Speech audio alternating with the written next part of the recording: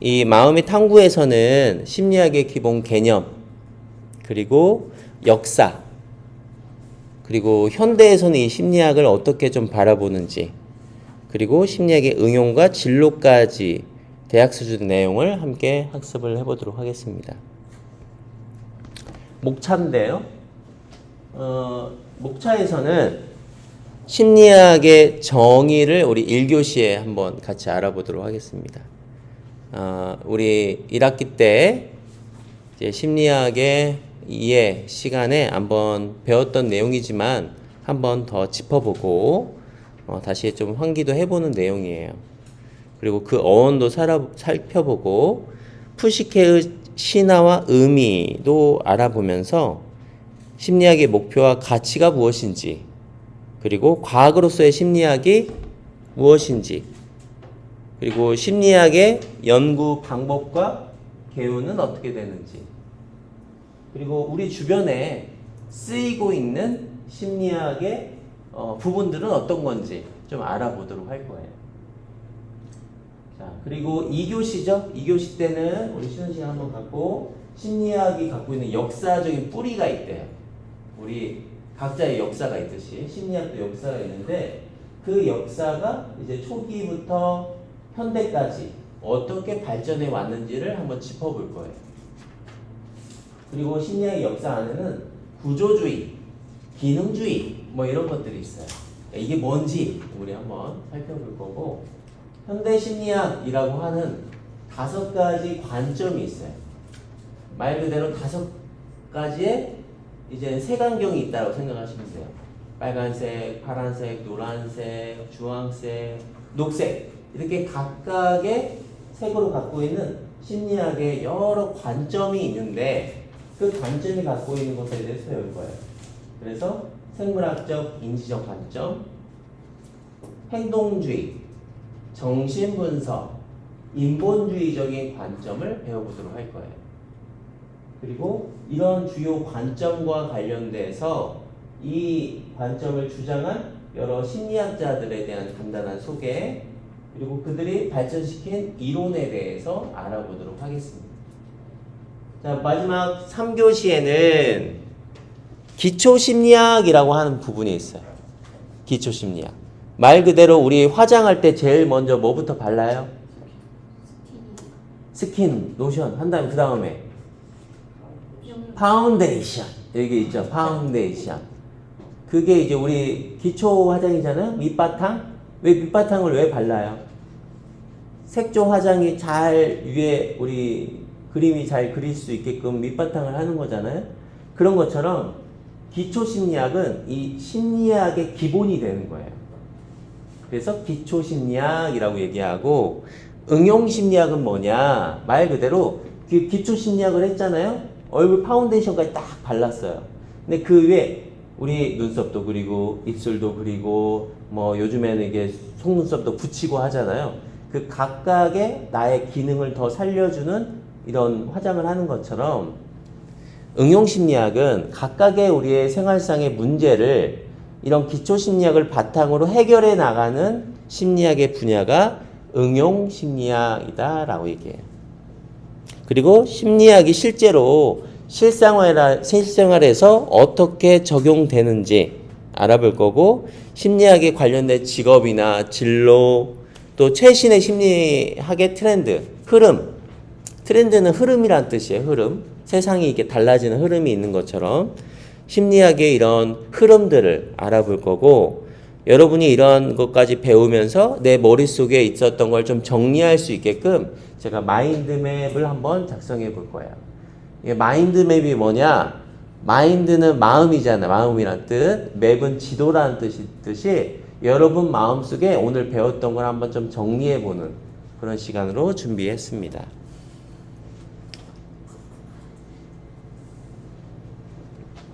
자, 1교시 제일 첫 번째, 심리학은 도대체 무엇인가? 1학기 때 배웠던 내용인데 한번 다시 한번 환기해보는 의미예요. 심리학은 뭐라고 적혀있나? 같이 한번 소리내서 읽어볼까요? 시작. 심리학은 인간의 마음과 행동을 과학적으로 연구하는 학문입니다. 네, 맞습니다. 심리학은 인간의 마음과 행동을 과학적으로 연구하는 학문이다. 특히 우리가 갖고 있는 생각, 그리고 뭐예요? 느끼는 감정, 그리고 우리가 하는 행동의 원인. 이거 왜 이런 행동을 하지? 저 사람 왜 저렇게 행동하지? 그 원인과 도대체 무엇 때문에 저 사람은 저렇게 생각할 수밖에 없었을까라고 하는 그 과정을 이해하고 설명하는 데 초점이 있어요. 특히 심리학을 배우게 되면 예측할 수 있고, 예측한다는 것은 우리가 선택할 수 있는 것이 늘어난다라는 뜻이에요. 그리고 그와 더불어서 우리가 무엇인가를 통제하는 데 도움이 될 수 있다. 이러한 어떤 심리학적인 이해를 바탕으로 개인의 성장과 다양한 사회적인 문제를 해결하고 우리가 조금 더 삶이 안녕하고 건강하고 행복할 수 있는데 기여할 수 있는 게 바로 심리학이다 라고 볼 수 있습니다. 그래서 심리학은 직관, 상식이 아닌 뭐라고요? 객관적 관찰, 실험을 통해서 인간을 이해해 보려고 노력하는 분야가 바로 심리학이다. 단순히 심리학은 그 느낌이 그래. 그거 내가 어디서 봤어가 아니라 검증을 통해 과학적 연구와 실험을 통해서 검증된 과정이다. 그래서 여러분이 심리학을 배운다는 것, 상담 심리학이라는 이 전문 영역의 공부를 시작하셨다는 것은 말 그대로 과학자가 되는 일이에요. 그래서 과학의 영역은 상당히 엄격하고, 그래서 앞에서 말씀드린 것처럼 말 한마디에 여러분이 책임을 지셔야 돼요. 전문가로서 어떤 사람에게 우리의 지식을 전달한다는 것은 정말 그 말 한마디의 의미와 뜻을 우리가 충분히 알고 사용할 수 있어야 되는 거죠. 그래서 더 많이 배우면 배우실수록 말하기가 어려워진다. 왜냐하면 그만큼 여러분이 말한 것에 책임을 지셔야 돼요. 그래서 우리 이번 단원에서 학습할 목표는 뭐예요? 심리학의 정의와 어원을 좀 이해해보고 심리학의 과학적 성격과 특징, 심리학이 우리 삶에 미칠 수 있는 영향과 가치, 그리고 마지막으로는 심리학의 연구 방법론들이 있는데 그 연구 방법론이 어떻게 구분되는지 설명하실 수 있게 될 것입니다. 자, 그러면 첫 번째 심리학의 정의에 대해서 다시 한번 떠올려 보도록 하겠습니다. 심리학, psychology라고 영어로 표현해요. psychology, 영어로. 그래서 앞에서 얘기 드렸던 것처럼 인간의 마음과 행동을 객관적으로, 체계적으로 연구하는 과학적 학문이다. 여기서 나오는 객관적이라고 하는 것은 뭐냐? 말 그대로 어떤 누구가 동일한 방법으로 실시를 해도 같은 결과가 나와야 이게 객관적이다라고 나올 수 있어요. A라는 사람은 이렇게 했더니 B라는 방법으로 나오고 B라는 사람은 이러한 방법으로 했더니 또 다른 결과가 나오고 그러면 그것은 객관적이지 않다라고 보는 거예요. 누구나 같은 방식으로 연구를 하면 같은 결과가 나와야 그게 과연 객관적인 연구 방법이다 라고 얘기할 수 있어요. 그래서 그런 객관적 결과가 나오기 위해서 순차적인 절차가 분명한 방식으로 연구를 해야 하는 거죠. 그것이 여기서 얘기했던 체계적이다 라고 볼 수 있습니다. 쉽게 얘기하면 순서가 있는 거예요. 순서. 그래서 심리학에서 보는 연구의 대상이 있거든요. 연구의 어떤 대상들. 어떤 연구의 대상이 있냐? 인간의 생각과 감정, 행동의 원인과 결과, 의식과 무의식의 정신이 어떤 과정으로 이루어지는지, 그리고 사람 간에 어떻게 상호작용하는지. 여기 보면 사회적이라는 단어가 보이잖아요. 심리학에서 얘기하는 사회라는 단어는 관계라고 생각하십시오. 관계, 인간관계. 우리 딸과 나와의 관계, 아들과 나와의 관계, 아내와 남편과 나와의 관계, 이런 것처럼 심리학에서는 사회라고 표현하는 것은 다 관계예요. 그래서 개인 간 상호작용과 이런 관계의 영향은 어떠한가가 심리학의 연구 대상입니다. 그래서 심리학은 무엇으로부터 출발했다고요? 철학, 생물학, 의학에서 출발했어요. 하지만 현재는 독립된 분야로서 객관적 연구 방법과 근거에 의해서 진행합니다. 예, 우리 증거를 영어로 하면 에비던스 이렇게 표현해요. 에비던스. 그래서 근거에 기반, 근거가 있어야 돼요. 그 증거 있어? 이렇게 얘기를 하는 사람들은 상당히 과학적 사고를 하는구나 이렇게도 볼 수 있어요. 그래서 심리학의 핵심이 뭐냐? 같이 한번 소리내서 읽어볼까요? 시작. 과학적 방법론에 기반한 학문, 주관적 경험을 객관적으로 측정, 마음과 행동의 다양한 측면의 탐구, 개인과 집단 모두를 연구 대상으로 함, 직관이나 상식이 아닌 실증적 증거를 추구. 제가 한번 소리내서 읽으라고 요청드렸던 거는 말 그대로 앞에서 했던 내용을 우리가 다시 한번 기억하기 위한 거예요. 우리가 학습이 잘 됐다는 것은 여러분 몸을 잘 쓰셔야 돼요. 말하고, 보고, 듣고, 느끼고 해야 여러분이 오랫동안 기억이 나요. 그래서 제가 소리내서 읽어보세요 하실 때 소리를 내서 이렇게 읽으시면 훨씬 더 학습이 잘 됩니다.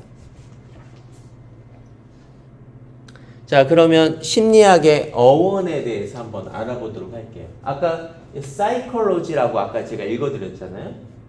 이거는 어디에서부터 출발했대요? 고대 그리스에서.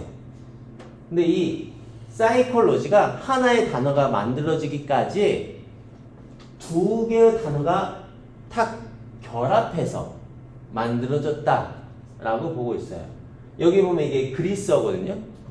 어떻게 그냥 이게 사이키라고 읽어요. 사이키 또는 푸시케라고 있는데 사이키라고 해요. 사이키. 이게 사이키. 이게 로지라고 해요. 로지. 여기는 영어로 해서는 로고스라고 하는데 그래서 사이키 로고스라고 읽어요. 로고스. 그래서 영어로는 사이키 로고스의 합성어로 사이콜로지가 만들어졌어요.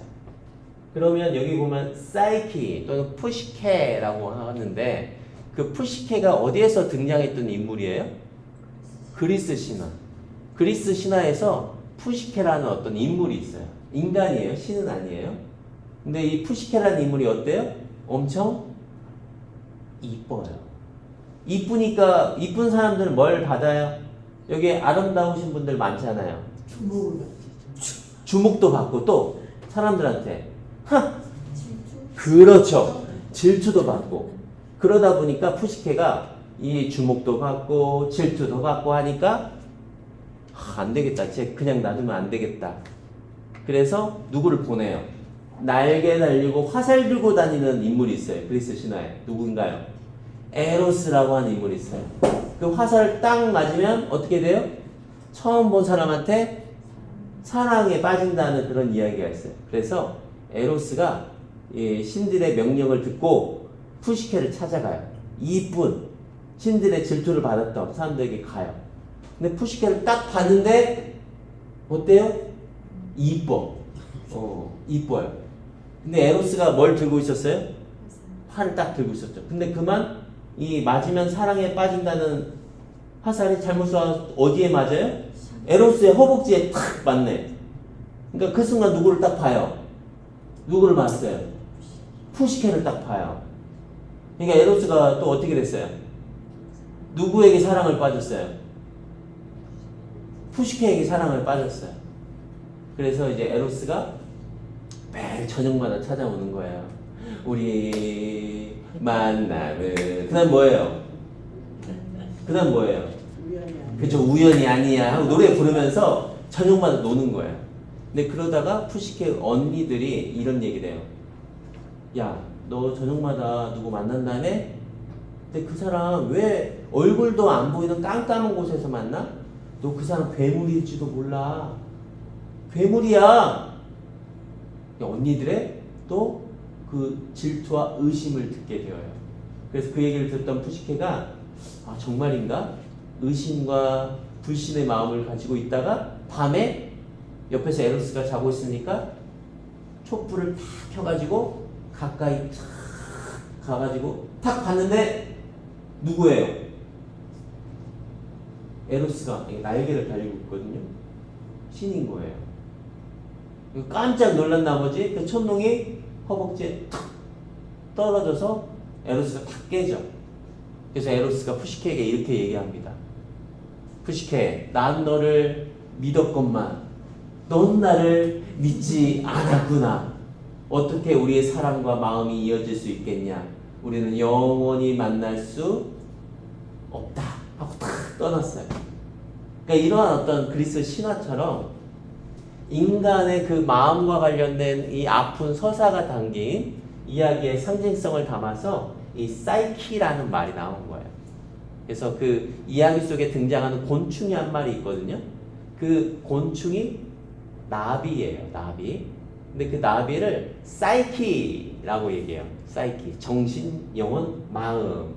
그래서 여러분이 사이키 또는 사이코라는 단어를 들으면 아, 그 사이코 정신 이상자가 아닌가라는 것이 아니라 아, 사이키, 사이코는 말 그대로 마음, 정신, 영혼이라는 뜻이야. 푸시케 그리스 신화로부터 나온 거고 그게 어원이 되어서 나비의 상징적인 표현으로도 불리우기도 해. 그래서 그것은 사이코란 단어는 정신 이상자를 뜻하는 단어가 아니라 영혼, 마음, 정신이란 뜻이야. 이렇게 이해를 하셔야겠고 여기 보면 로고스라는 단어가 뭐예요? 로고스. 로고스는 로지에서 왔거든요. 지금 영어로 하면 로지예요. 로지가 뭐냐면 우리 옛날 종이는 이렇게 두루마리로 돼 있었잖아요. 가죽으로 돼가지고 두루마리 이렇게. 그래서 두루마리를 쭉 펴가지고 이제 어명이요 이런 거 하듯이. 근데 이제 그때 당시에는 이 그리스 신화 때는 그런 종이를 둘둘 말아서 이제 글을 썼잖아요. 그 둘둘 말린 종이를 로지라고 표현했어요. 근데 거기다 뭘 적어요? 사람들의 말을 적을 거 아니에요. 그 사람들이 적힌 말들을 이렇게 모아놨잖아요. 여러 모아놨어요. 두루마리를. 근데 사람들이 말이 적힌 이 두루마리를 많이 모았더니 그게 하나의 학문이 되었다. 그래서 이 두루마리, 말의 두루마리를 로지 또는 로고스라고 얘기해요. 그럼 이 두 가지를 합치면 인간의 마음을 모아놓은 학문이다. 이렇게 이제 어원의 뜻과 이해가 되는 겁니다. 그래서 심리학은 마음의 학문이다. 이렇게 우리 다시 정리할 수 있어요. 그래서 심리학의 용어는 17세기부터 사용되었으나 독립된 거는 19세기에 이르러서 되었고 초기에는 철학과 의학 영역으로 점점 독립적으로 되었죠. 그래서 현대 한국어는 심리학도 마음의 이치를 뜻하는 학문이라는 의미로 변화되어 왔습니다. 마음심의 이치리라는 뜻이거든요. 배우락에. 자, 그래서 제가 금방 말씀드린 이 심리학의 어원을 이렇게 소개를 해드렸어요. 그래서 푸시케는 단어에서 유래한 심리학, 정신건강의학 등의 용어는 인간의 마음과 정신작용을 다루는 학문 분야에 지칭합니다. 이게 누구예요? 여기 아까 날개 달린 에로스. 얘는 푸시케. 이게 어때요? 이쁘죠? 네, 사랑에 빠질 것 같아요. 네. 그래서 이런 신화의 얘기를 통해서 확인하게 됩니다. 자, 그리고 심리학의 목표예요. 심리학의 목표. 심리학은 어떤 방향을 통해서 향해 있는가? 심리학이 추구하고자 하는 목표는 설명, 그다음 뭐라고 써 있어요? 예측, 통제, 자아 성찰.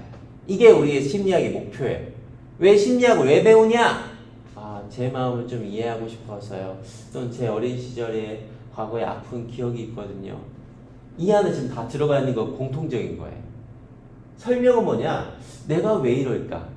저 사람이 왜 그럴까?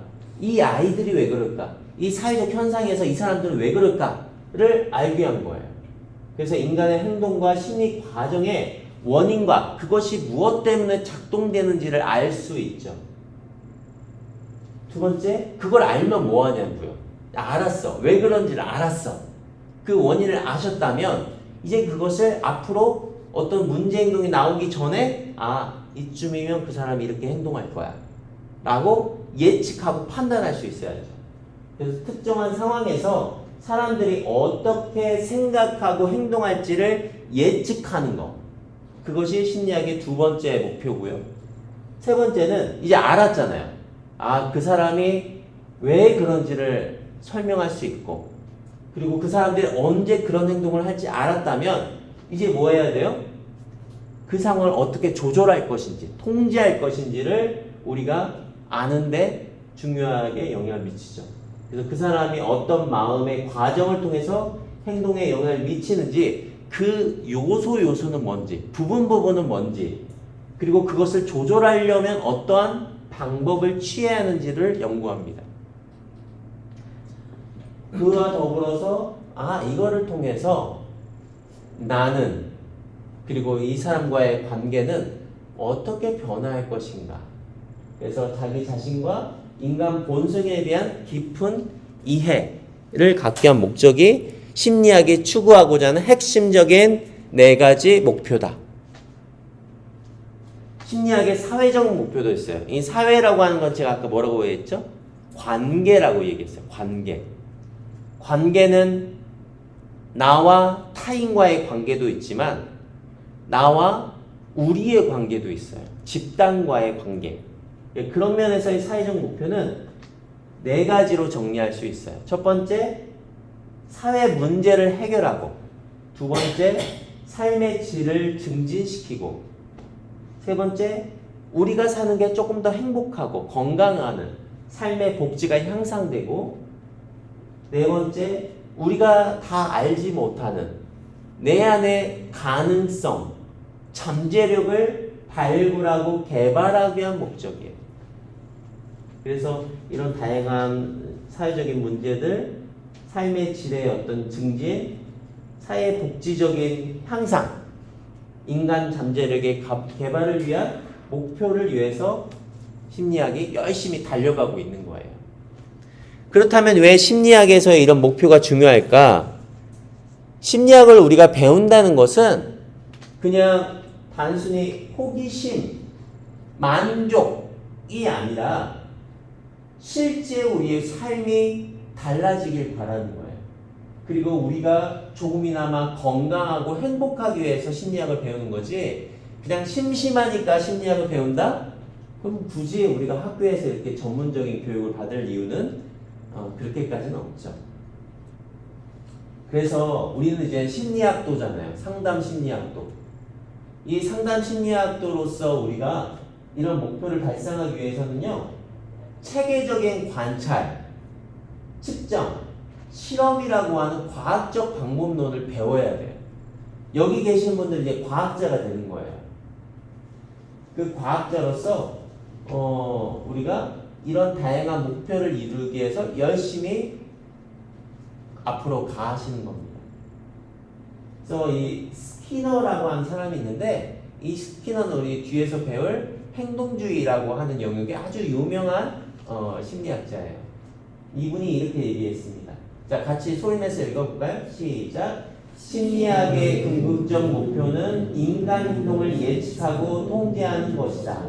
이를 통해 우리는 더 건강하고 행복한 사회를 구축할 수 있다. 여기 있는 분들은 많은 사람들을 위해서 건강하고 행복하기 위해서 공부를 하시는 거예요. 그러니 여러분이 배우는 것을 허투루 배우시면 안 돼요. 정말 사명감을 가지고 여러분이 이 공부를 하셔야 합니다. 자, 그러면 심리학이 이러한 목표를 위해서 열심히 발전되어 왔는데 그러면 이것만의 의미, 이것의 가치는 무엇일까? 심리학이 주는 가치가 있어요.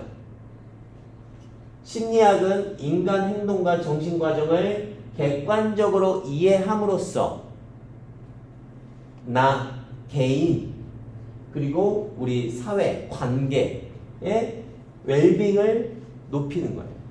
웰빙은 쉽게 표현하면 안녕함이에요. 안녕함을 조금 더 다르게 표현하면 여러분이 존재함. 그 존재함을 우리가 증진시키고자 하는 거예요. 우리가 왜 사냐? 우리가 왜 존재하느냐? 그거를 아주 명확하게 설명할 수 있는 철학자가 몇 명이나 있나요? 우리가 왜 살아요? 그냥 우리는 주어졌기 때문에 그냥 살아가는 거잖아요. 나 왜 살아? 엄마 나 왜 사는지 모르겠어. 사는 거에는 각자의 의미를 부여할 뿐 무엇 때문에 존재하는지에 대해서는 아무도 설명해 줄 수가 없는 거죠. 뭐 종교, 다양한 교육, 왜 우리가 존재하고 우리가 왜 여기에 있는지는 각자 설명하겠지만 자연과학적으로는 인간이 왜 여기 주어졌는가에 대해서는 설명할 수 없죠. 하지만 심리학에서 바라보는 우리가 이런 심리학을 통해서 존재하는 이유는 개인과 사회에 있어서의 존재함을 도와주기 위한 거예요. 여기 있는 분들이 이렇게 존재함으로써 살아가게끔 도와주는 학문이 바로 심리학입니다. 그래서 다양한 의미들과 가치가 있죠. 객관적 기준을 제공하고 사회적 문제를 해결하고 우리를 이해하고 자기를 이해하고 성장하도록 돕고 다양한 실용적으로 많은 기관들에 있어서의 분야에 적용 가능하고 삶의 질을 높여줍니다. 그래서 심리학은 현대사회로 갈수록 인공지능이 나올수록 더욱더 인간의 마음이 어떻게 변화하는지가 굉장히 중요해지는 학문입니다. 특히 우리 지금은 스마트폰이 나오고 청소년 문제가 굉장히 많이 생기잖아요. 그리고 인구가 점점 아이를 낳지 않는다 보니까 노령 인구, 고령 인구가 점차 올라가죠. 초고령화 사회. 그러다 보니까 인구의 수는 점점 예전에는 피라미드였는데 점점 역피라미드가 되어가고 있죠. 생산 인구는 적어지고 아이 낳는 수는 적어지다 보니까 인구 수는 확연하게 줄어들다 보니 경제적 문제, 그거로 인한 사회적 문제, 재반상, 엄청나게 복잡한 예측할 수 없는 문제들이 일어나요. 그로 인해서 정신건강의 문제도 함께 증폭되고 있고 이런 복잡한 사회적 갈등과 기술 발전에 따라 인간이 어떻게 현재 실존하는가에 대한 문제를 우리가 깊이 이해해 볼 수 있죠.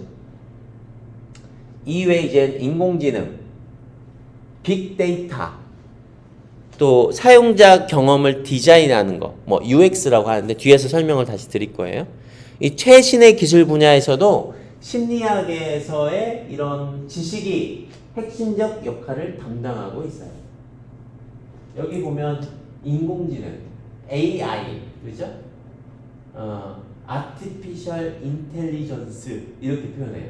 AI. 빅데이터는 뭐냐면 여러 정보를 모아놓으면 이게 정보가 많아질 거 아니에요. 이것을 큰 정보다. 쉽게 얘기하면 많은 정보가 모여있다 해서 빅데이터라고 얘기해요. 그리고 여기 보면 사용자 경험 디자인 있잖아요. 사람들이 어떤 물건을 이제 사용하는 데 있어서 그 사람의 경험을 기반으로 디자인하는 거를 사용자 경험 디자인 이렇게 표현합니다. 뒤에서 한번 더 소개를 할게요. 자, 그래서 우리의 심리학이 일상생활 속으로 이렇게 가까이 왔어요. 아주 자세히 들여다보면 우리의 일상생활 속에서 다양한 것들이 심리학에 맞닿아 있죠. 우리는 왜 그런 생각을 하고 왜 그런 행동을 할까요? 심리학은 우리의 일상과 밀접하게 맞닿아 있다. 그래서 심리학은 어디에만 있는 것이 아니라 책에만 있는 것이 아니라 우리 매일매일 살아가는 곳에 있습니다. 그래서 일상 속 심리학의 사례들 보면 이런 게 있죠. 여러분 처음 만났을 때 서로 처음 만났을 때 그 사람의 인상이 있죠. 아이고 이 사람 좀 착하게 생겼네. 이 사람 왜 이렇게 싸납게 생겼어? 목소리 좀 왜 저래? 그 처음 만났던 인상이 그 사람에게 아주 지대하게 영향을 미쳐요. 이 첫 인상 그리고 우리가 어떤 걸 결정할 때도 심리학의 이런 원리들이 적용이 되고 기억도 사람마다 오류들이 있어요. 그 심리학에서도 이런 기억, 학습과 관련된 여러 분야들이 연구되고 있죠. 또 우리가 하고 있는 습관은 어떻게 만들어지는지 그리고 우리 인간관계를 만나면 정말 우리가 살아가면서 이런 인간 정말 안 만나고 싶다. 이런 인간 한 명씩 다 있으시죠? 근데 어때요? 원수는 또 인간을 또 만났네! 이런 사람 또 있잖아요. 그런 것처럼 나의 인간관계의 패턴, 반복되는 경험 이것 또한 심리학에서의 주된 사례고 스트레스 반응 아이고 내가 왜 이렇게 스트레스를 받으면 왜 이렇게 반응하는 걸까? 라고 하는 것도 다양하게 심리학의 이런 연구 영역을 통해서 심리학 관점으로 이런 영역을 여러분이 살펴보시다 보면 훨씬 더 여러분이 행동하거나 준비하실 때 도움이 될 수 있겠습니다.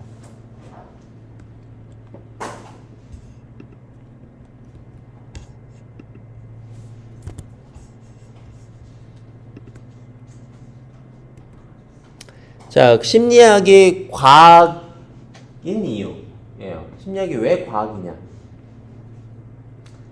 심리학은 단순한 추측, 직관이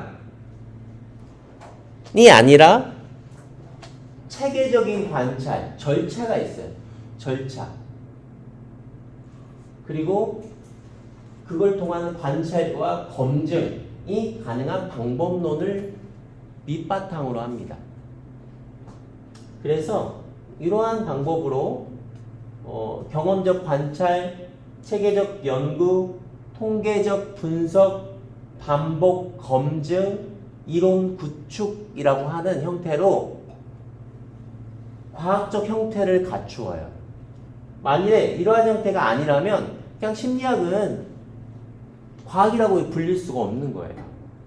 여러분 네이버나 다음 이게 포털 사이트 인터넷에다가 검색을 하면 별의별 사람들이 막 자기 얘기를 막 적어놓고 뭐 주장을 하잖아요.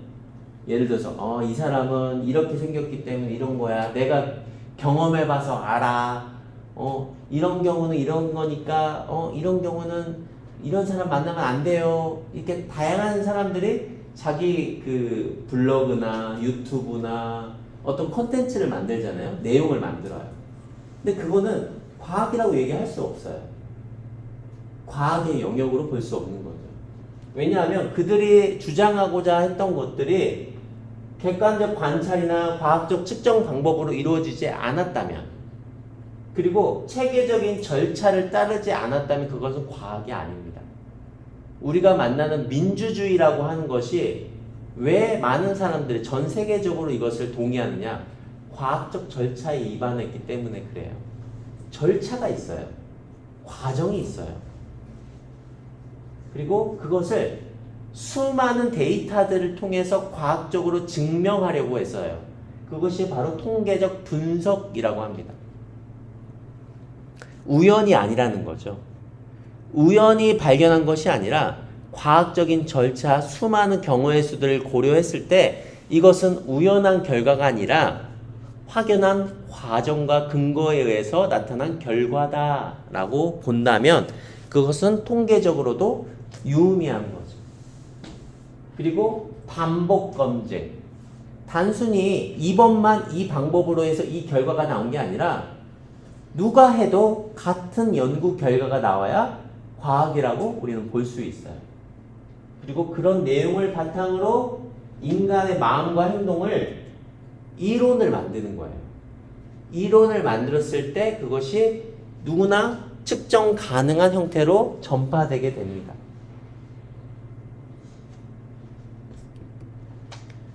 자, 그 다음에는 연구 방법인데요. 그래서 심리학이, 우리 상담 심리학이 상담을 하는 데 있어서 이게 과학이 되어야 믿고 할 수 있는 거예요. 누구나 이 집에 가면, 음식점에 가면 이 맛이 나잖아요. 그럼 우리 가끔씩 그럴 때 있죠. 아유, 갈치조림 먹고 싶은데? 그러면 여러분 머릿속에 딱 떠오르는 갈치조림집 딱 있을 거 아니에요. 아유, 우리 부추, 아유, 날씨가 좀 이렇게 흐린데 부추전 하나 먹으러 갈까? 그럼 딱 떠오르는 집이 있잖아요.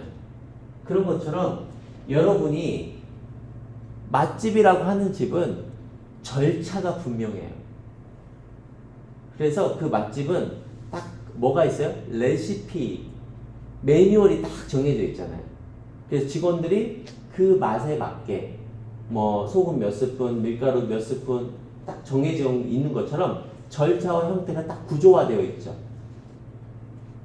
심리학은 우리가 증명하고자 하는 것을 아까 얘기 들었듯이 레시피처럼 명확하게 전달하고자 하는 결과를 검증하기 위한 방법을 연구 방법이다라고 얘기해요.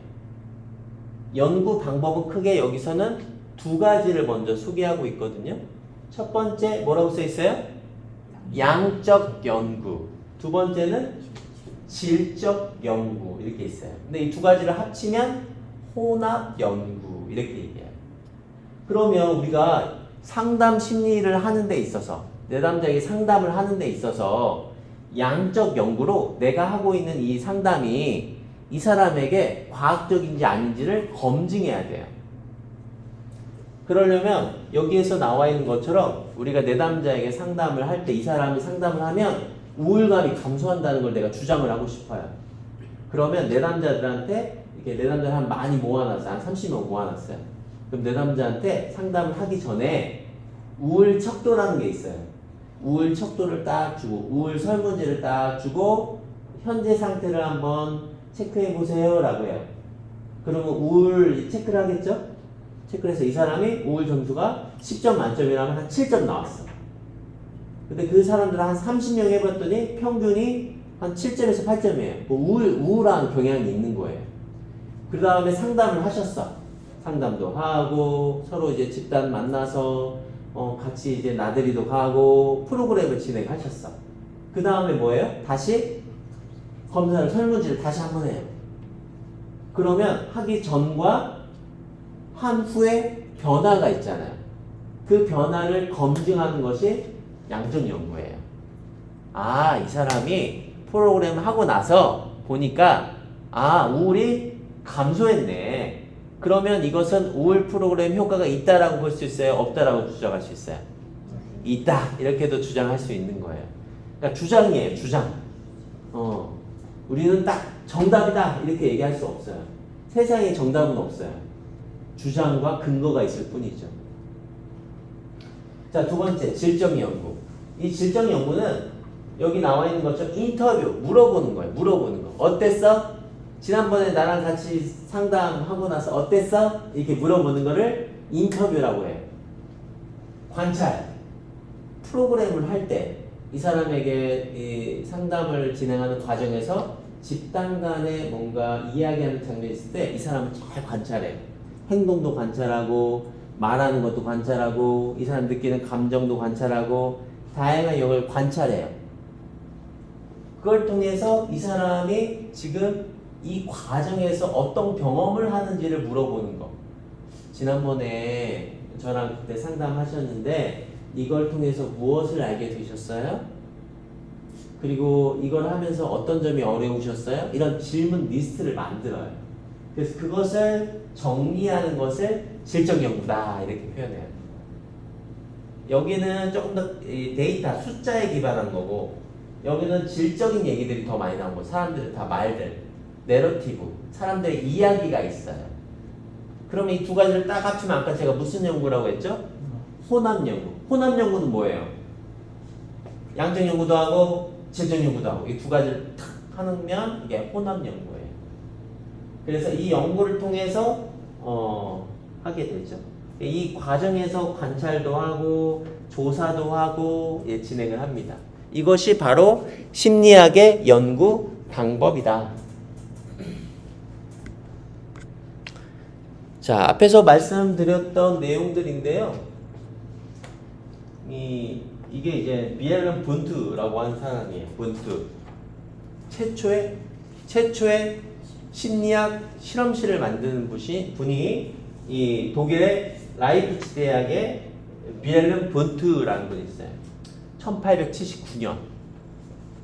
그래서 이분은 의식을 관찰하려고 노력하셨던 분이에요. 그래서 이런 연구 방법론은 앞에서 다 얘기했던 건데 관찰 연구, 설문이나 조사 연구, 실험 연구를 진행을 해요.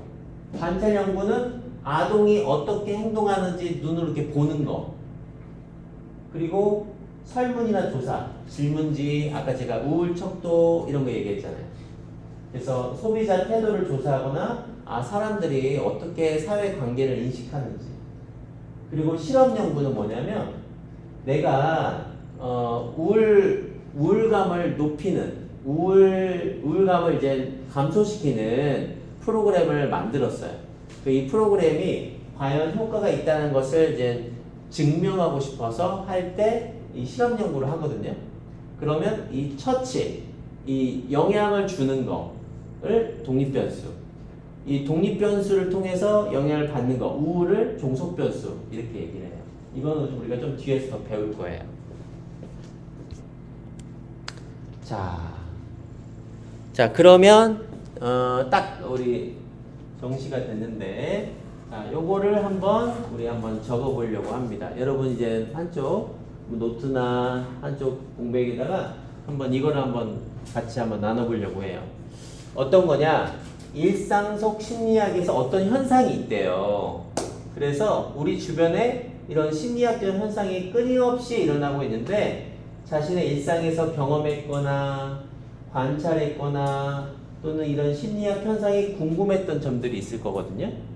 그래서 내가 최근에 궁금했던 내 마음 그리고 행동에 대해서 질문을 한 가지씩 한번 적어보세요. 예를 들어서 이렇게 볼 수 있겠죠? 왜 사람들은 스트레스 받을 때 각기 왜 반응이 다 다르지? 어떤 사람은 스트레스 받으면 뭘 마셔요?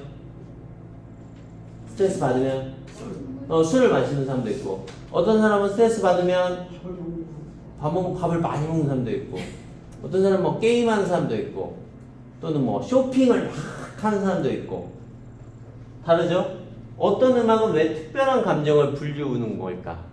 어떤 음악을 딱 듣는 순간 여러분 어렸을 때 어떤 장면들이 탁 펼쳐지죠. 그래서 우리 가수들 중에 정말 이런 어렸을 때 내 기억을 이렇게 향수처럼 떠오르게 하는 그런 것도 있을 것이고, 왜 어떤 사람들은 결정을 이렇게 내리기가 어려울까? 야, 짜장면 먹을래? 짬뽕 먹을래?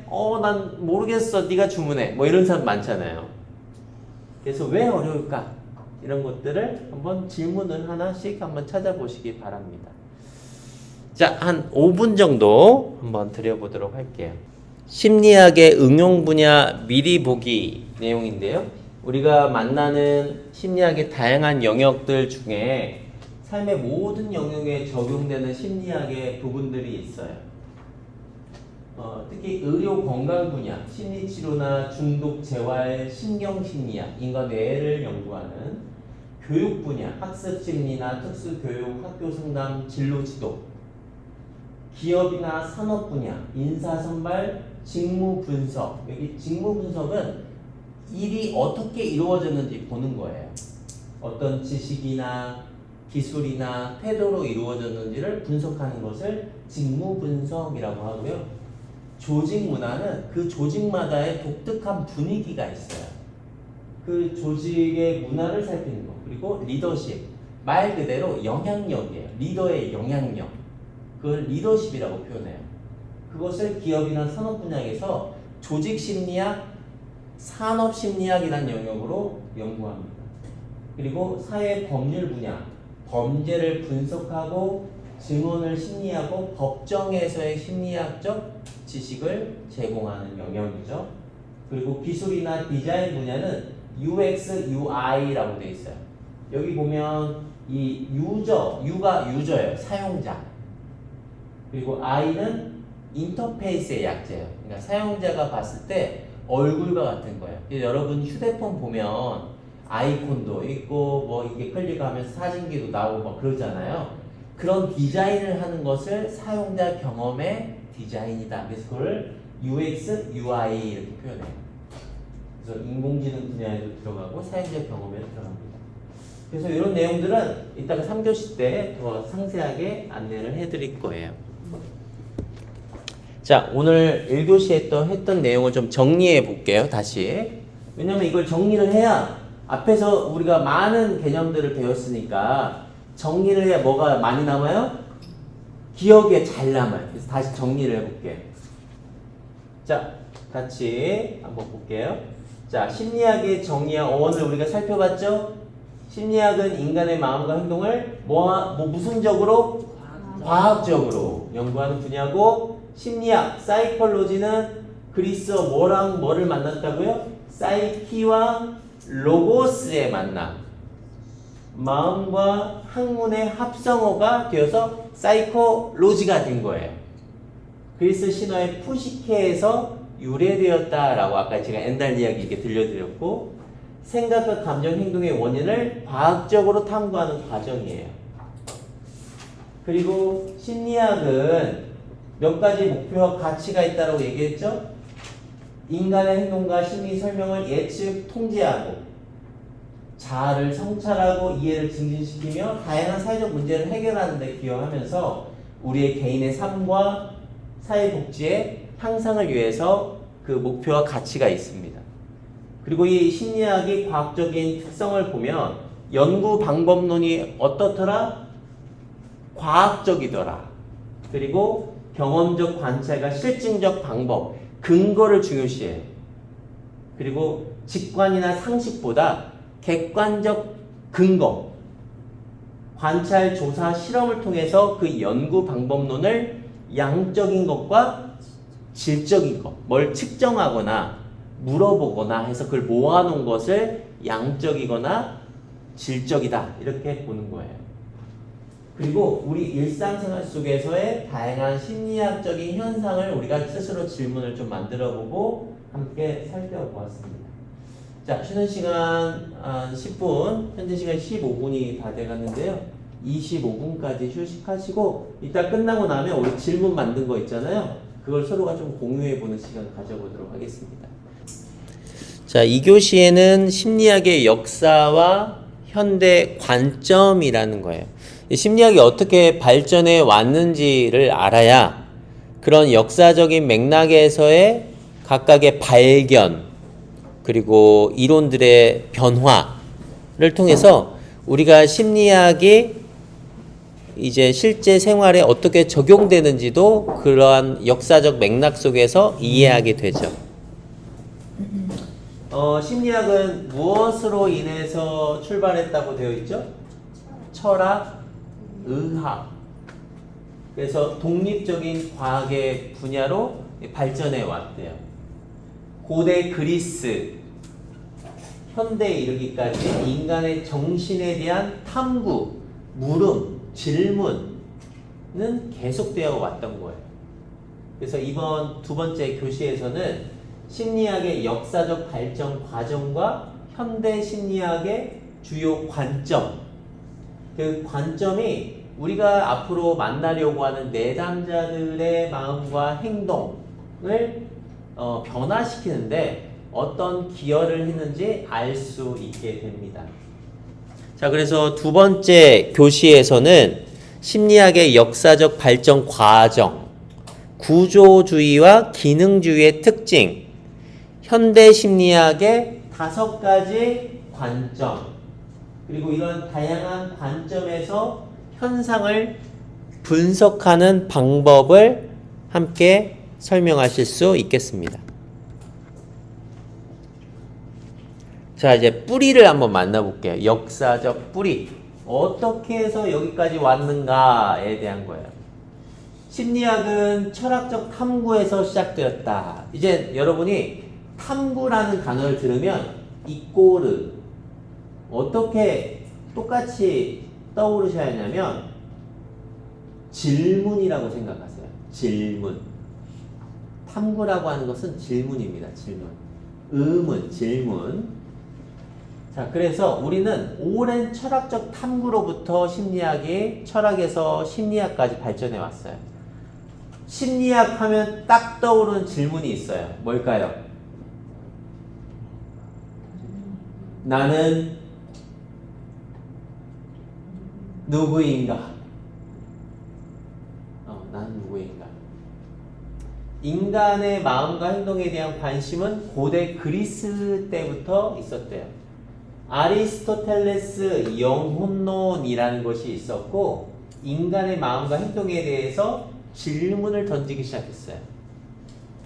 중세 시대에서는 종교적 관점이 인간 행동을 이해를 지배했고 이성과 자유의지에 대해서 많이 이렇게 생각들이 부딪혔어요.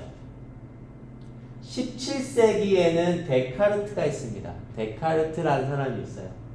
그래서 이 사람은 심신이원론이라는 것을 설명해요.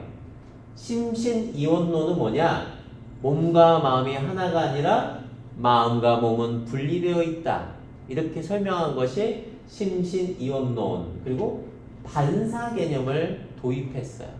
그러니까 반사는 뭐냐면 우리 무릎에다가 이렇게 망치 탁 하면 어떻게 돼? 발이 툭 튀어나오죠. 이런 여러 가지 인간의 생물학적 반사에 대한 것을 이제 개념을 도입하기도 했어요. 18세기부터 19세기는 경험주의, 말 그대로 실제적인 우리의 삶의 현실적인 상황에서 경험할 수 있는 것들을 계속 질문을 통해서 밝히고자 했던 주의가 경험주의예요. 현실에서도 마찬가지야? 실제 경험적으로 입증 가능해? 이게 이제 경험주의에서 많이 던졌던 물음이에요. 생리학, 말 그대로 몸에 대한 거예요. 몸. 그런 실제적인 경험과 생리학이라고 하는 발전이 심리학의 과학이라고 하는 기반을 마련했어요. 특히 1879년 빌헬름 분트라고 하는 라이프치 대학의 최초의 심리학 실험실이 만들어졌어요. 이 지점이 현대 심리학의 출발점이다 라고 생각하시면 되겠습니다. 그래서 심리학의 기원은 다시 정리하자면 고대 철학과 맞닿아 있고 심리학에 영향을 준 역사적 사상 그리고 철학에서 과학으로 발전하는 전체적인 과정 그리고 빌헬름 분트의 공헌이 무엇인지도 우리가 알아볼 수 있겠습니다. 자, 여기 의자에 앉아 계시는 분 있죠? 이분이 빌헬름 분트라고 하고요. 독일 라이프치 대학에서 최초로 세계 최초로 심리학 실험실이 만들어진 거예요. 그래서 이 빌헬름 분트라는 분은 이 세계 최초의 심리학 실험실을 설립했고 심리학이 철학에서 분리되어 독립적인 과학의 영역으로 딱 떨어져서 온 중요한 인물입니다. 그래서 우리 마음을 들여다볼 수 있다. 그래서 내성법이라는 것을 만들었어요. 내성법. 이제 내성법이 뭐냐? 우리 마음에 요소들이 있는데 그것을 분석하는 것을 내성법이라고 해요. 그래서 인간의 의식을 분석해서 감각, 몸으로 느끼는 감각, 지각, 무엇을 보았는가, 이걸 지각이라고 해요. 그리고 반응, 시각, 측정을 하는 거예요. 측정. 그래서 이런 실험 장비를 사용해서 심리학이 단순히 나는 누구인가, 나는 어디에 있는가 이런 철학적 사색에서 벗어나 실증적으로 근거가 있는 영역으로 발전되게 된 것입니다.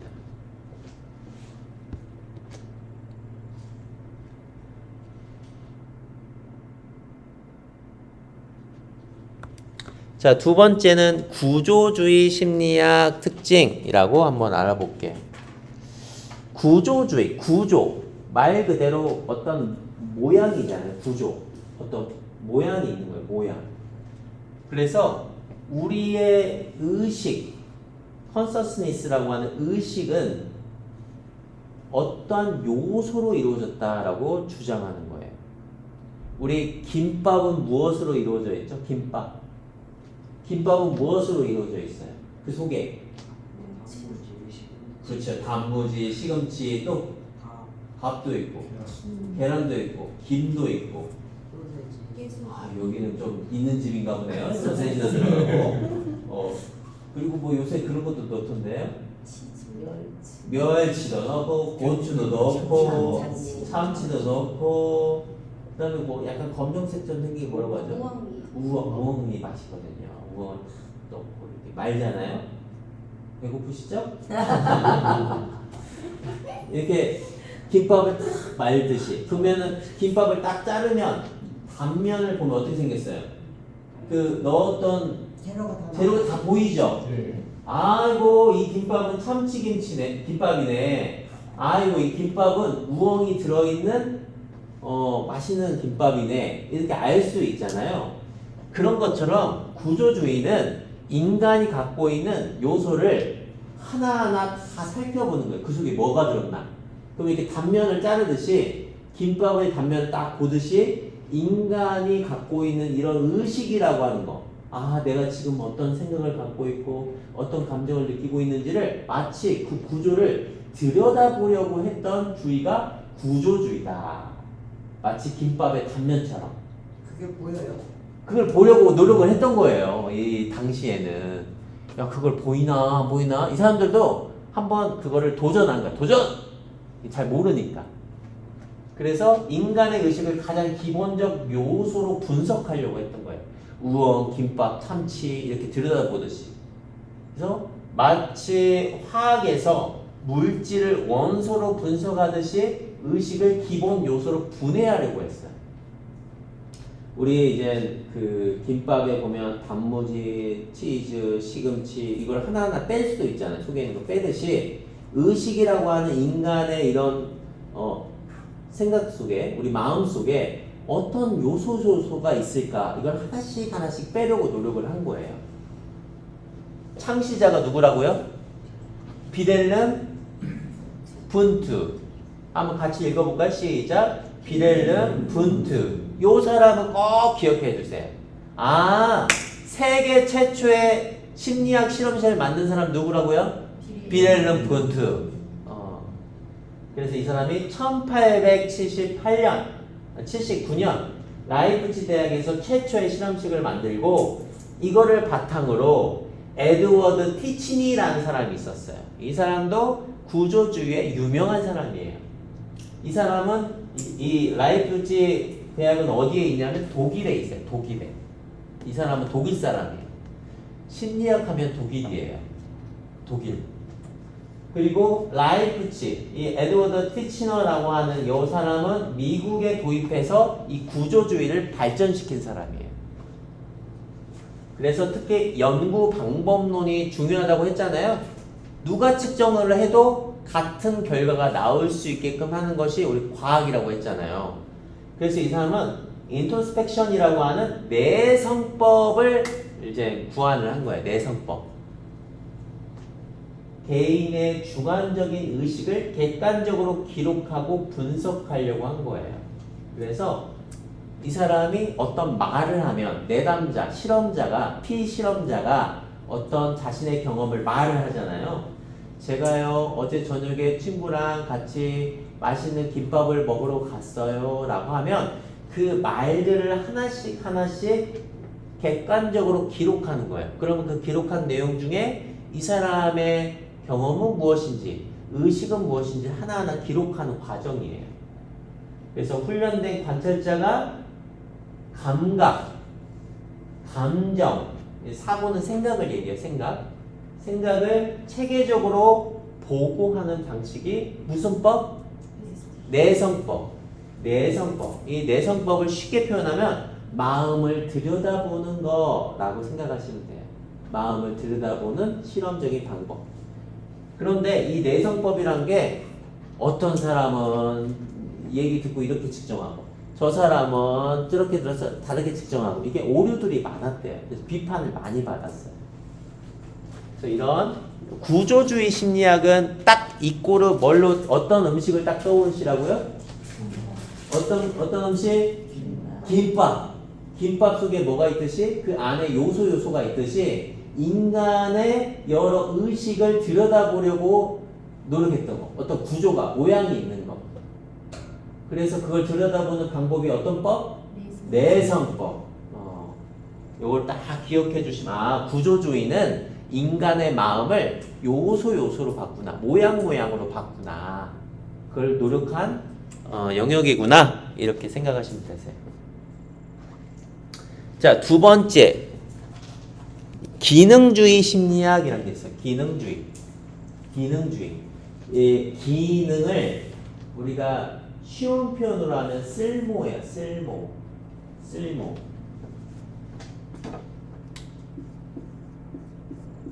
이 용자 맞죠? 쓸 용자 맞나요? 네. 쓸모예요. 쓸모. 기능주의는 쓸모다. 펑션. 영어로 펑션이라고 얘기해요. 이 기능주의에서는 우리의 마음에 쓸모를 굉장히 중요하게 생각하는 인간의 마음을 연구했던 어떤 학파예요. 그러니까 학파라는 건 뭐냐면 이런 걸 주장한 사람들이 모여가지고 함께 이런 걸 연구한 거예요. 근데 그 중에 제일 유명한 사람이 여기 등장해요. 같이 읽어볼까요? 윌리엄 제임스라고 하는 사람이에요. 이 사람이 이 기능주의를 연구했던 사람이에요. 마음의 구조, 아까 구조를 무슨 주의? 구조주의. 아까 그렇게 얘기했잖아요. 야, 마음의 구조 그거 알아서 뭐해? 알았어. 그거 안에 네 마음 안에 이런 모양도 있고 저런 모양도 있고 그거 알았어. 그래서 그거 어디다 쓰려고 이렇게 하는 거예요. 그래서 그것보다 야 그거 알았으면 써야 할 거 아니야. 써먹어야 할 거 아니야. 심리학 배우면 뭐해? 우리의 삶에 도움이 돼야 그게 진짜 현실의 문제를 해결할 수 있는 거 아니야? 이렇게 주장을 한 거예요. 그래서 의식의 기능에 관심을 두었고 이 인간의 마음은 환경에 적응을 하기 위한 도구로서 그것이 무엇을 하는가, 쓸모가 있는가 이거에 집중을 한 게 무슨 주의? 기능주의. 기능을 중시한 거예요. 기능, 쓸모. 그래서 기능주의는 다윈의 진화론의 영향을 받았대요. 그래서 이런 우리의 마음의 과정들이 어떻게 우리가 살아남는지 생존하는지 적응에 도움을 주는지 탐구했어요. 탐구가 뭐라고요? 탐구. 제가 이꼬르 질문. 이 사람들은 이 인간의 마음을 연구하는 이유는 우리가 살아가는 데 있어서 이런 마음을 알아가지고 어떻게 우리가 살아갈 수 있는가 하우에 대한 아주 중요한 질문들을 던진 거예요. 그래서 어디 심리학을 기반으로? 아메리카, 미국을 기반으로 형성돼서 특히 무슨 주의? 실용주의. 쓸모가 있냐 없냐? 미국은 다 실용주의거든요. 쓸모가 있냐? 문제 해결에 도움이 되느냐? 여기에 아주 관심이 많아요. 자, 그러면 여러분이 한번 생각해 보세요. 앞에서 얘기했던 인간의 의식은 어떤 요소로 이루어졌냐? 김밥처럼 우리의 마음은 시금치, 당근, 참치 어떤 구조로 이루어졌냐를 내성법으로 막 들여다보려고 했는데 야 그거 들여다보면 뭐해? 그거 알아가지고 결국 현실의 문제를 해결해야 할 거 아니야. 저 남편이 왜 이렇게 항상 아이들한테 소리 듣는지 그걸 알아야 할 거 아니야. 저거 문제 어떻게 해결할 거야? 알아야 하는 것처럼 구조주의는 단순히 의식을 요소로 분해하는 반면에 기능주의는 의식이 우리의 삶의 환경과 어떻게 상호작용하면서 작용하는지를 쓸모가 있는지를 연구한 영역이 무슨 주의? 다 같이 기능주의. 이렇게 꼭 기억을 하셔야 돼요.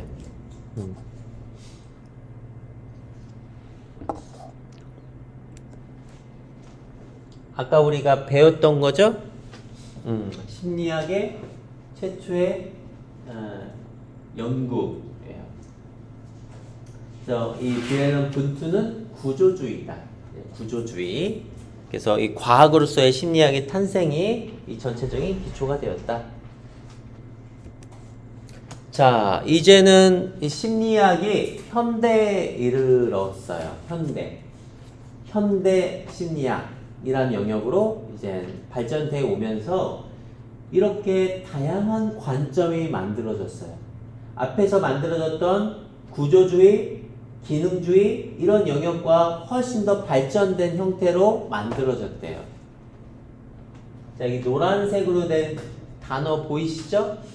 여기 같이 소리내서 읽어볼까요? 시작! 생물학적 관점, 인지적 관점, 행동주의 관점, 정신분석 관점, 인본주의 관점 이렇게 각각의 안경들이 있어요. 제가 관점을 안경으로 바꾼 거예요. 자, 노란색 안경 쓰면 세상이 어떻게 보여요? 빨간색 쓰면 빨갛게 보이시잖아요. 그런 것처럼 이 각각의 안경들, 관점들이 주장하고 싶은 게 있어요. 그들이 생각하는 세계가 있어요. 세계. 본인들이 보고 싶은 세계. 그래서 각 관점은 인간 행동과 마음을 이해하는데 어떤 시각? 독특한 시각을 보여줘요. 인간은 무엇인가? 그리고 그 인간들은 어떤 걸 원하고 있는가? 그리고 그 인간들이 왜 이런 심리적인 문제가 일어나는가? 그리고 그런 심리적인 문제들을 해결하기 위해서는 어떤 방법으로 문제를 해결해야 하는가? 이런 거를 주장을 한 게 이 현대 심리학의 5가지 관점이에요. 그래서 현대 심리학의 관점 중에 생물학적 관점은 인간의 마음을 몸을 중심으로 본 거예요. 몸. 그래서 뭐 뇌에 대한 거, 유전, 호르몬 이런 것들을 연구하는 사람들이 신경과학 연구자들이다 라고 얘기를 해요. 두 번째, 인지적 관점이라고 되어 있는데 인지는 쉽게 얘기하면 내가 보는 거예요. 내가 보는 거, 보고 내가 생각하는 거, 그걸 인지라고 해요. 인지의 어원은 알다라는 표현도 있어요. 내가 무엇을 보는가. 그래서 사고라는 단어는 이제 생각으로 바꾸세요. 생각의 정보를 처리하는 과정. 여러분이 사과를 딱 보는 순간 이건 사과야 라고 정보를 처리하는 것처럼 그런 정보를 처리하는 과정, 그리고 기억, 그리고 학습의 과정. 이 메커니즘은 원리라는 뜻이에요. 원리. 그리고 이 지각이라고 되어 있잖아요. 지각은 본다라는 뜻이에요. 본다. 그리고 주의력이라고 되어 있잖아요. 주의력은 뭐냐면 말 그대로 내가 거기다 에너지를 쓰는 거예요. 어텐션이라고 해요. 또는 이것도 주의력도 여러분이 어디에다가 여러분이 관심을 기울이는가에 따라 달라요. 조금 더 쉽게 표현하면 여러분의 관심이라고도 볼 수 있어요. 이 주의력이라고 하는 것은 뭘 얘기하냐면 쉽게 우리가 체험적으로 한번 느껴보자면 이 공간 안에 빨간색을 찾아서 얘기해 보세요. 빨간색. 소화기도 있고 의자도 있고 물병에 글씨도 있고 네, 또 빨간색 필통도 빨간색 있고 또 볼펜은 빨간색도 있고 어휴 필통 완전 빨간색이네요. 네. 또 빨간색 어디 있어요? 옷에 열매의 색깔. 우리 필수쌤 빨간색 어디 있어요? 책에도 빨간색이 있고 그렇죠. 여기도 있네요. 풍선 빨간색. 네. 자, 그럼 제가 질문 드려볼게요. 우리가 빨간색을 찾기 전에 빨간색이 있었다 없었다? 있었다. 네? 관심을 안 가져. 있었지요. 관심이 없었다. 있었냐 없었어요? 원래 우리가 빨간색 찾아보세요 하기 전에 빨간색이 원래 있었어요 없었어요? 있었죠. 있었죠. 근데 왜 우리 눈에 안 보였을까요? 관심이 안 갔어. 우리가 거기에 시선, 그거를 관심, 이렇게 제가 표현 바꿨지만 이거를 심리학적 용어로 보면 주의라고 해요. 주의력. 주의력. 야, 너 주의 좀 해. 조심 좀 해. 이런 뜻은 아니고, 야, 그거 좀 봐. 이런 뜻이에요. 그리고 문제 해결 과정을 분석하는 거. 특히 기억과 관련돼서 유명한 학자가 헤르만 에빙하우스라는 사람이에요. 우리 아까 얘기하셨잖아요. 이렇게 들어가면 어떻게 된다고요? 이렇게 나온다고 했잖아요. 이건 우리 기억과 학습에 대한 영역이거든요. 그래서 이 에빙하우스가 우리 나중에 배울 거지만 인간은 배우면 다 잊어버린다. 이렇게 얘기했어요. 잊어버리는 게 자연스러운 거예요. 내가 머리가 나빠서 내가 공부를 못해서 잊어버리는 게 아니라 인간은 학습하면 잊어버려요. 그거를 우리가 좀 세련된 표현을 하게 되면 망각이다 이렇게 표현해요. 망각. 망각.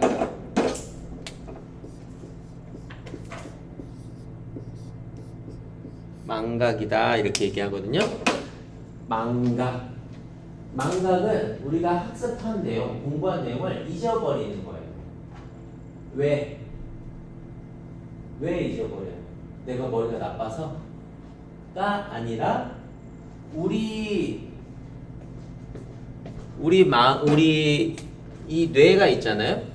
그러면은 우리 각자 학습의 양이 있잖아요. 내가 바구니가 있어요. 바구니.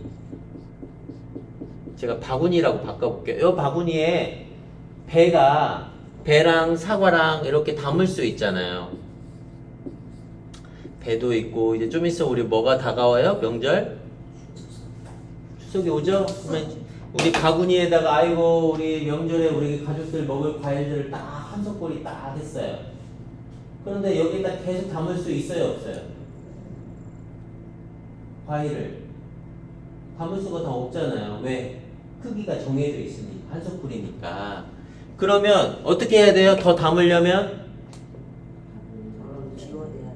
바구니에 과일을 더 담으려면 어떻게 해야 돼요? 하나를 어떻게 해야 돼요? 빼야죠. 하나 빼야죠. 그래야 또 하나를 담을 수 있죠. 그렇잖아요. 그러면 여기서 하나 빼면 이만큼 공백이 남으니까 여기다 더 채울 수 있잖아요.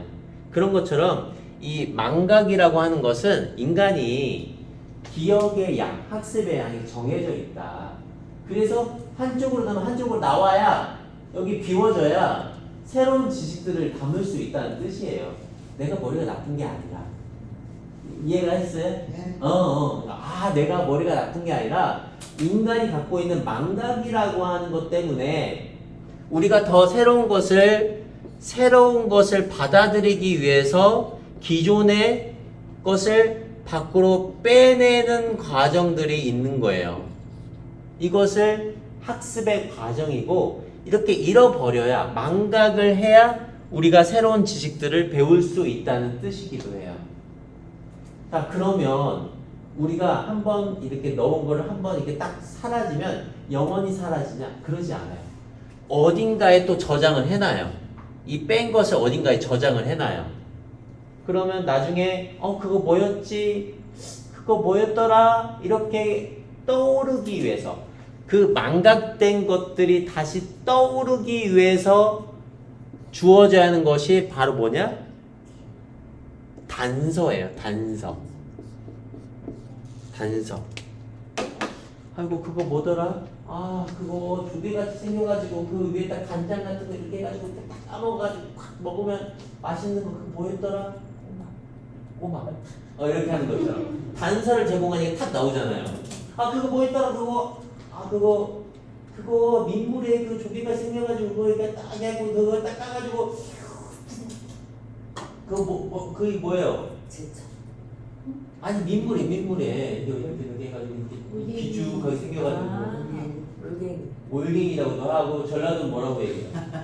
전라도는 내가 잊어먹었어. 단서를 줄게 이게 뒤에를 깨물잖아 뒤에 고동 말고 가슬기 우리는 다슬기라고 안 했어요. 우리는 거동이라고 고동이 했어요? 이게 동네마다 다 달라요. 네. 그런 것처럼 우리가 무엇인가를 이렇게 기억과 학습의 과정에서 무엇인가를 이렇게 풀어가는 과정을 이거는 인지적 관점에서 우리가 배워나갈 거예요. 그리고 행동주의 관점은 인간이 갖고 있는 여러 가지 관찰 가능한 행동들이 있어요. 우리가 눈으로 딱 봤을 때, 아, 저거는 지금 어떤 행동을 하는 거야? 라고 이제 보는 거예요. 근데 이것이 학습을 해 가는 과정에서 무엇인가 이루어져 가거든요. 근데 그것에 여러 이제 이론들을 배울 거예요. 학자들도 배우고. 여기 뭐 파블로프라는 사람 있잖아요. 파블로프. 그 다음에 존 왓슨.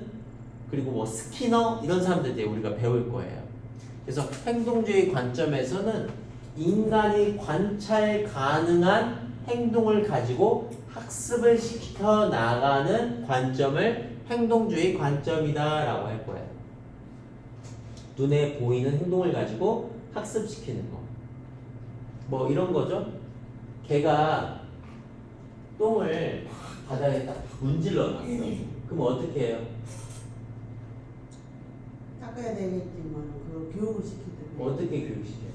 그냥 그 자리에 계속 거기다 풀고 가서 화장실에다 놓고 일단 싸라고. 예.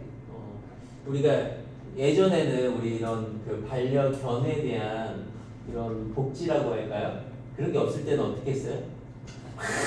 막대기로 야 여기다 똥 싸, 이게 탁 문질러 놨네 하고 엉덩이를 팍 때리기도 하고 그러면 얘가 어떻게 해요? 깽깽깽 하고 이제 뭐 어떻게 돼요? 혼났잖아요. 부정적인 자극을 줬죠. 요즘엔 누가 이렇게 개를 때려요. 그 개도 이렇게 함부로 못 하는데 근데 부정적으로 이렇게 자극을 딱 줬어요.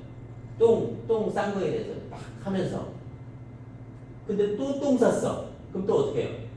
또 막대기로 팍 하면서 바닥을 내치면서 부정적인 자극을 주면 이 개가 어떻게 돼요 나중에? 똥을 계속 싸요? 아니면 좀 행동이 달라져요? 모르겠어요. 안 키워봐서. 안 키워봤어요? 네. 개 안 키워보셨어요? 우리 애들은 어때? 말 통하는 한 3살, 4살 때 되면 어때요? 몇 번 얘기하면? 그러면 이 귀저귀 뗄 때도 배변 훈련 할 때도 몇 번 얘기하잖아요. 너 똥 여기서 싸는 거야. 귀저귀 탁 벗겨가지고 여기다 똥 싸는 거야. 이렇게 알려주잖아요. 근데 또 바닥에 다 똥 싸놨어. 그거 어떻게 해요? 또 얘기해. 여기다 싸는 지금 네가 지금 여기다 똥을 싸면 되겠니? 이렇게 알려주잖아요. 그러면 얘가 처음 막 혼나니까 막 울기도 하고 막 자다가 또 지도도 그리고 혼나고 예전에는 이불에 오줌 싸면 어떻게 해요? 뭘 씌운다라고 하죠? 키를 씌우고 또 어떻게 해요? 소금 받아오라고 하죠? 그러면 소금을 어떻게 해요? 얼굴에 되게 뿌리죠? 그럼 그 경험이 좋은 경험이에요? 안 좋은 경험이에요? 부정적 경험이죠. 그런 것들을 심리학에서는 설명을 해요. 인간의 행동을 높이기 위해서는 강화라고 해요. 강화. 반대로 인간의 행동을 감소시키기 위한 것은 처벌이라고 해요. 예, 그런 것들을 연구하는 분야가 행동주의 관점이에요. 그리고 정신분석학 관점이 상당히 유명한 영역이에요. 심리학 하면 딱 누구만 딱 떠올라요? 프로이트, 지그먼트 프로이트라고 하는 사람을 많이 떠올려요. 사람들이. 심리학 하면 이것만 있는 줄 알아요. 심리학 하면 다 프로이트만 있는 줄 알아요. 그래서 인간의 수많은 행동들을 의식, 무의식으로 설명을 많이 하려고 해요. 무의식. 그리고 성, 에너지 이런 걸로 많이 설명을 하려고 하는데 이 프로이트가 상당히 글을 잘 쓰는 사람이었대요. 그래서 그리스 신화의 여러 요소를 가지고 자신의 이론을 좀 세밀화시키는 과정을 거치죠. 특히 어린 시절의 아동기의 과정들을 연구를 많이 했고, 지금부터 프로이드는 인간의 성격적 구조를 설명하기도 했어요. 인간의 성격은 어떻게 만들어지는가 이런 것도 설명한 게 정신을 분석한다 해서 정신 분석 관점이에요. 자, 마지막으로는 인본주의 관점인데, 인본이 뭐예요? 인본. 사람이 제일 중요하다는 거. 인간으로서의 존중. 이게 되게 중요하게 생각하는 이 관점이에요. 그래서 이 여기에서 여기까지 쭉 보면은 어떤 비판들을 많이 받냐? 인간은 결정론적 존재다. 이미 결정됐어. 그냥 뭐 인간은 이렇게 살아가는 거야. 기계론적 관점이에요. 인간은 그냥 우리가 이렇게 주어진 거야. 어떻게 할 수가 없어. 인간은 그냥 무의식에 의해서 그렇게 살아갈 수밖에 없는 거야. 이런 주장을 한 거예요. 여기까지는. 여기서부터 여기까지. 근데 인본주의는 그게 아니야. 인간은 자아 실현 경향성이 있어. 인간은 자유의지가 있어. 우리는 결정된 게 아니라 잠재력과 가능성을 가지고 우리의 삶이 바꿔나갈 수 있어. 그래서 자아 실현과 성장을 좀 중요시하고 우리 안에 있는 긍정적 자아 개념을 굉장히 중요하게 생각합니다. 우리는 어떤 욕구가 있고 우리가 앞으로 어떤 삶을 꿈꾸는지에 대한 얘기를 이 매슬로우나 로저스라는 인본주의적인 관점을 갖고 있는 학자들에 의해서 이제 많이 발전하게 됩니다. 그래서 이 현대심리학의 5가지 관점을 간단하게 개관을 해 보았습니다. 자, 오늘 수업은 여기까지 하고요. 나머지는 또 다음 주에 또 이어서 하도록 하겠습니다. 오늘